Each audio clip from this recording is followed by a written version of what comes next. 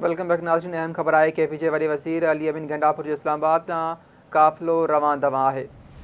Police सां चकरियूं थियूं आहिनि। तहरीक इंसाफ़ तरफ़ां डी चौक ते एहतजाज करण वारे ऐलान ते फैज़ाबाद भरिसां चकरियुनि में 200 खां वधीक माण्हुनि ख़िलाफ़ केस दाख़िल कयो वियो आहे। सादिक़ाबाद पुलिस पारां दाख़िल FIR में दहशतगर्दीअ जा कलम बि शामिल कया विया आहिनि। FIR जे मतन मूजिब जवाबदारनि पाकिस्तान ऐं रियासती इदारनि ख़िलाफ़ नारा लॻाया।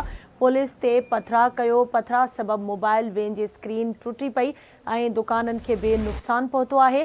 जॾहिं त इस्लामाबाद पुलिस सुहान कैरी रोड इकबाल टाउन मां घरनि ॾांहुं वापसि मोटंदड़ मुज़ाहिरीन खे गिरफ़्तार करणु शुरू करे ॾिनो आहे। मरी रोड ते कारकुननि ख़िलाफ़ केस बि दाख़िल कयो वियो आहे। अहम ख़बर अवां सां शेयर कयूं पिया।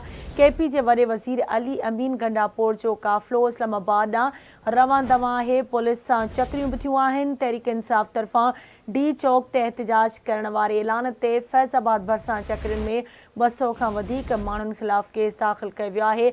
सादिक़ाबाद पुलिस पारां दाख़िल FIR में दहशतगर्दी जा कलम बि शामिल कया विया आहिनि। जॾहिं त FIR जे मतन मूजिब जवाबदारनि पाकिस्तान ऐं रियासती इदारनि ख़िलाफ़ नारा लॻाया। पुलिस ते पथरा कयो। पथरा सबबि मोबाइल वेन जी स्क्रीन टुटी पई ऐं दुकाननि खे नुक़सान पहुतो।